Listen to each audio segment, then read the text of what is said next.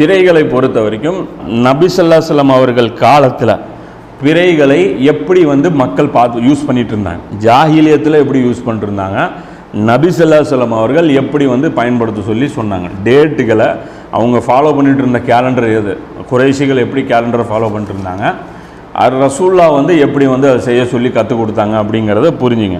இப்போ இன்றைக்கி நம்ம வச்சுருக்கிறோம்ல கேலண்டர், துல்ஹஜ் கடைசி மாதம், முஹர்ரம் முதல் மாதமாக வச்சு அந்த சீக்வன்ஸ் படி ஒரு அரபு கேலண்டர் வச்சுருக்கிறோம்ல, அதே கேலண்டர் தான் இவங்களும் பின்பற்றிட்டு இருந்தாங்க. யார்? அபூஜஹிலும் அவங்களுடைய அந்த கூட்டத்தினரும் அதே கேலண்டர் தான் பின்பற்றிட்டு இருந்தாங்க. ஆனால் அந்த கேலண்டர் பார்த்தீங்கன்னா ஃபிக்ஸடாக வச்சுருக்க மாட்டானுங்க, இவனுங்க சௌரியத்துக்கு மாற்றுவானுங்க. இப்போ இங்கிலீஷ் கேலண்டர் வச்சு உங்களுக்கு புரிய வைக்கிறேன். இப்போ ஜனவரிக்கு அப்புறம் பிப்ரவரி ஃபிக்ஸடாக தானே வரும், ஆனால் அவங்க அப்படி பண்ண மாட்டாங்க. திடீர்னு ஜனவரிக்கு அப்புறம் ஆகஸ்ட் ஒரு மாதத்தில் கொண்டாந்து இங்கே வைப்பாங்க. ஜனவரிக்கு அப்புறம் இது ஆகஸ்ட்டு அப்படின்ட்டுருவாங்க. அதுக்கப்புறம் பிப்ரவரி எங்கே போயிடும்னா 8ஆவது மாதமாக போயிடும். பிப்ரவரி 8ஆவது மாதமாக போயிட்டு அதை அங்கே வச்சு யூஸ் பண்ணுவானுங்க. இந்த வருஷம் கேலண்டர் இப்படியும் பண்ணுங்க. அப்புறம் 2 வருஷம் கழிச்சு என்ன பண்ணுவானுங்க, மறுபடியும் ஆகஸ்ட்டு தூக்கி 8ஆவதுல தள்ளி பிப்ரவரி கொண்டாந்து 2ஆவது இடத்துல வைப்பானுங்க. அப்போ இது இஷ்டத்துக்கு இவங்க மாற்றுவாங்க. இது மாற்றக்கூடிய ஒரு அத்தாரிட்டி யார் இருக்குன்னு பார்த்தீங்கன்னா, இந்த தாருன் நதுவா இருக்குல்ல, அபூஜஹிலுடைய தலைமையில் ஒரு கூட்டம் இருக்கும்ல, காபத்துல்லாவுடைய அந்த ஒரு நிர்வாக கமிட்டி. இப்போ அந்த கமிட்டியில் உட்காந்து அவங்க மஷூரா பண்ணி அவங்க மாற்றிடுவாங்க. ஏன் இப்படி மாற்றுவாங்கன்னு பார்த்தீங்கன்னா, அவங்களுக்கு அதில் ஒரு பெனிஃபிட் இருந்தது. என்ன பெனிஃபிட்னு பார்த்தீங்கன்னா, இந்த 4 புனித மாதங்கள் சொல்லி வச்சுருந்தாங்க. துல்காய்தா, துல்ஹஜ், முஹர்ரம், இந்த 3 மாதமும் ஹஜ்ஜுடைய மாதம். இது அடுத்தடுத்த மாதம் தொடர்ச்சியாக வரக்கூடியது. அதே மாதிரி ஷாபானுக்கு முன்னாடி வரக்கூடிய ரஜப் இருக்கு இல்லையா, இந்த ரஜபு மாதம் உம்ராவுக்காக அவங்க ஃபிக்ஸ் பண்ணி வச்சுருந்த மாதம். இது 4மே என்னது, புனித மாதம். இந்த புனித மாதம் காலகட்டத்தில் தான் அந்த அரபு தீபகற்பம் ஃபுல்லாகவே நீங்கள் பயம் இல்லாமல் நடமாட முடியும். மற்ற நேரங்களில் நீங்கள் நடமாடினீங்கன்னா என்ன ஆகும்னு பார்த்தீங்கன்னா, இப்போ வழிப்பறி திருடர்கள் இருப்பாங்க, அவங்க உங்களை சூறையாடிட்டு போயிடுவாங்க. அப்போ இப்படி ஒரு போர் தடை செய்யப்பட்ட புனித மாதங்களாக இது இருந்தது. இப்போ இதில் என்ன பண்ணிடுவாங்கன்னு பார்த்தீங்கன்னா, திடீர்னு இந்த குறைஷிகள் அவங்களுக்குள்ள அடிக்கடி அந்த சண்டை சச்சரவுகள் இதெல்லாம் வந்துட்டு தான் இருக்கும். ஏதோ ஒரு ஊர் மேலே இவர்கள் உடனடியாக தாக்கணும்னு முடிவு பண்ணிட்டாங்கன்னா, அடுத்த மாதம் இப்போ ரஜபு மாதம் வர இருக்குன்னு வைங்க, அதை என்ன பண்ணுவாங்க, திடீர்னு புனித மாதம் இல்லைன்னு டிக்ளேர் பண்ணிடுவாங்க. அடுத்தது சொல்லுவாங்க, இது ரஜபு கிடையாது, இதுக்கு பேரை மாற்றி வச்சுருவோம், இதுக்கு ஷவ்வாலுன்னு வச்சுருவோம் அப்படின்னு சொல்லி மாற்றி வச்சுட்டு, ரஜபு 2 மாதம் தள்ளி வைப்போம்னு சொல்லி இவனுக்கு மாற்றி வச்சுருவானுங்க. மாற்றி வச்சுட்டு இவங்க ரஜபுன்னு நினச்சிட்டு இருப்பாங்களா, அந்த ஊர் இவங்களை சண்டை போட்ட அந்த மக்கள் அவங்கள போய் இப்போ சண்டை போடுவாங்க. சண்டை போடும்போது ஏன்டா புனித மாதத்தில் அடிக்கிறீங்கன்னு கேட்டால் என்ன பண்ணுங்க, நாங்கள் காபாவுடைய நிர்வாகிகள், நாங்கள் சொல்கிறது தான் மாதம், இது ரஜபு கிடையாது, நாங்கள் தூக்கி ஷிஃப்ட் பண்ணிட்டோம்னு சொல்லிட்டு இவனுங்க இந்த மாதிரி ஆல்டர் பண்ணுவானுங்க. இது ஒரு இவங்க செஞ்சுட்டு இருந்த ஒரு நடைமுறை. இன்னொரு காரணத்துக்காகவும் இவங்க என்ன பண்ணுவாங்கன்னா, இந்த மாதத்துடைய அந்த சீக்வன்ஸை மாற்றுவாங்க.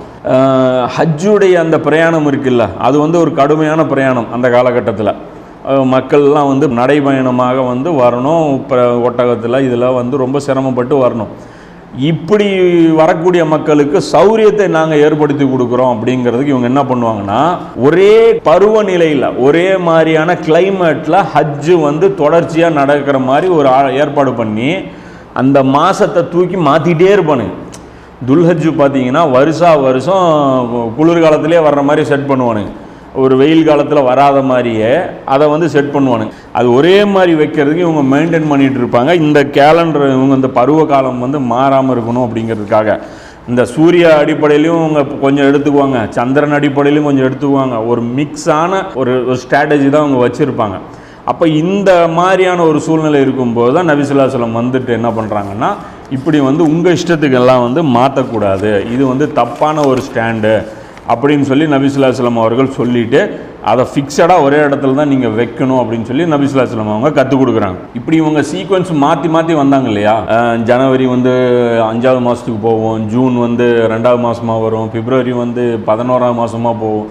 இப்படி அந்த சீட்டு கட்டு கலக்கி இப்படி குலுக்கி போடுற மாதிரி சுற்றி கடைசியாக நபி ஸல்லல்லாஹு அலைஹி வஸல்லம் அவர்கள் ஹஜ்ஜத்துல் விதாவில் இருக்கும்போது என்ன ஆயிடுச்சுன்னா, தற்செயலாக அந்த 12 மாதமும் அல்லாஹ் வானம் பூமி எப்படி படைச்சானோ அதே சீக்வன்ஸில் அது இயற்கையாக அந்த ஒரு வருஷம் அமைஞ்சிருந்தது. இவங்க மாற்றி அப்போ நபி ஸல்லல்லாஹு அலைஹி வஸல்லம் அவர்கள் என்ன பண்ணாங்கன்னா, அதை ரீசெட் பண்ணி கொடுத்தாங்க. இதை ஃபிட் பண்ணிங்க அப்படின்னு சொல்லிட்டு. இது ஹஜ்ஜத்துல் விதாவில் பார்த்தீங்கன்னா மினால் வந்து நபி ஸல்லல்லாஹு அலைஹி வஸல்லம் அவர்கள் பயான் செய்கிறாங்க. முஸ்லீமில் 3467வது ஹதீஸ் அது இருக்குது. அல்லாஹ் வானங்களையும் பூமியையும் படைத்த நாளில் இருந்த பழைய நிலைக்கே காலம் வந்து திரும்பி விட்டது. இவங்க மாற்றி மாற்றி இந்த மாதத்தை வச்சு இப்போ என்ன ஆகி போச்சுன்னா, அல்லாஹ் எப்படி வானம் பூமி படைக்கும் போது ஒரு சீக்வன்ஸாக அழகாக இருந்துச்சோ அதே சீக்வன்ஸில் இது இயற்கையாக இன்றைக்கி செட் ஆயிடுச்சு. ஓர் ஆண்டு என்பது 12 மாதங்களாகும். அவற்றில் 3 மாதங்கள் தொடர்ந்து வரக்கூடியவை துல்காய்தா, துல்ஹஜ், முஹர்ரம் ஆகும்.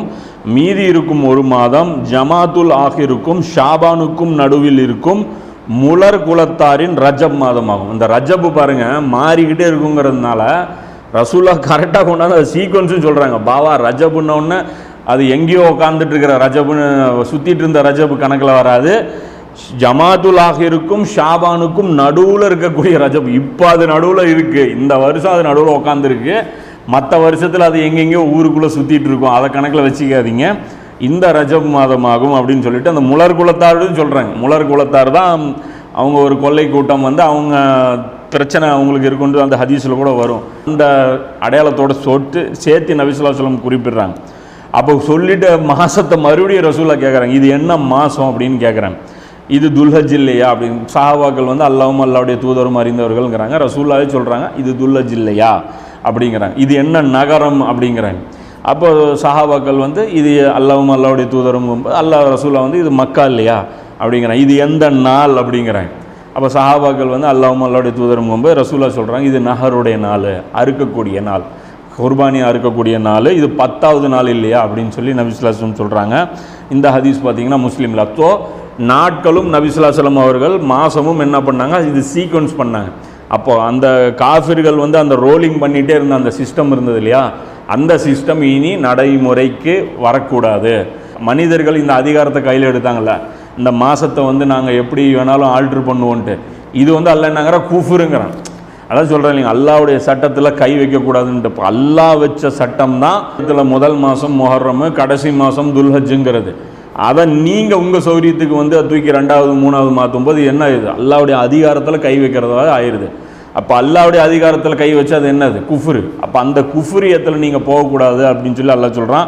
இதுதான் பார்த்தீங்கன்னா அந்த 9வது அத்தியாயத்தில் அல்லாஹ் வந்து சொல்லியிருப்போம், மாதங்களை வந்து முன்பின் ஆக்குவது வந்து குஃப்ரு அப்படின்ட்டு. 9வது அத்தியாயத்தில் 37வது வசனத்தில் அல்லாஹ் வந்து சொல்லியிருப்பான், மாதங்களை வந்து இந்த மாதிரி நவுத்துறது வந்து குஃப்ரில் வரும், உங்கள் சௌரியத்துக்கு வந்து இப்படிலாம் மாற்றி வந்து வைக்கக்கூடாது அப்படின்ட்டு. இப்போ இதைத்தான் நபி ஸல்லல்லாஹு அலைஹி வஸல்லம் வந்து ஒழிச்சு காட்டினாங்க. இதை வந்து சீக்வன்ஸ் பண்ணி செட் பண்ணி கொடுத்தாங்க. அன்னிலிருந்து அது மாதங்கிறது சீக்வன்ஸ் படி தான் இருக்குது, அதில் எந்த பிரச்சனையும் இல்லை. இது சொல்லிவிட்டு நபி ஸல்லல்லாஹு அலைஹி வஸல்லம் அவர்கள் என்ன பண்ணுறாங்கன்னா ஒரு ஃபிக்ஸடாக ஒரு ஃபார்மெட்டும் வந்து கற்றுக் கொடுத்தாங்க. இது இனிமே வந்து மாதங்களை வந்து முடிவு பண்ணக்கூடிய அதிகாரம் வந்து தாருன் நதுவாவுக்கோ இந்த மாதிரியான ஒரு முஸ்லீம்களுடைய கமிட்டிக்கோ கிடையாது. வானத்தில் பிறைகளை கணக்கில் வச்சு தான் நீங்கள் மாதத்தை தீர்மானிக்கணும். பிறை பார்த்து நோன்பு வையுங்கள், பிறை பார்த்து நோன்பை விடுங்கள். பிறை தான் கணக்கு தீர்மானிக்குமே தவிர நீங்கள் வந்து பள்ளிவாசலில் வந்து விசாரிச்சுட்டுலாம் இருக்கக்கூடாது. உங்களுக்கு மறைக்கப்பட்டால் அதை கணக்கிட்டு கொள்ளுங்கள். அது வந்து மறைக்கப்பட்டுருச்சு, இது என்ன விஷயங்கிறத பின்னாடி கொஞ்சம் டீட்டெயிலாக பேசுவோம். மறைக்கப்பட்டால் அதை வந்து கணக்கிட்டு கொள்ளுங்கள் அப்படின்னு சொல்லி நபி ஸல்லல்லாஹு அலைஹி வஸல்லம் சொன்னாங்க. 1906வது ஹதீஸாக அது புகாரியில் வந்து இருக்குது. அப்போது இயற்கையாக இருக்கக்கூடிய கேலண்டரை தான் நீங்கள் பின்பற்றணும், மனிதர்களுடைய வழிகாட்டுதலை பின்பற்றக்கூடாது தேதிகள் விஷயத்தில். இனி மனிதர்கள் இந்த கையில் அதிகாரம் எடுத்தோம்னா இது அல்லாஹ்வுடைய அதிகாரத்தில் நாம் தலையிட்ட மாதிரி அப்படிங்கிறது இங்கே புரிஞ்சுங்க.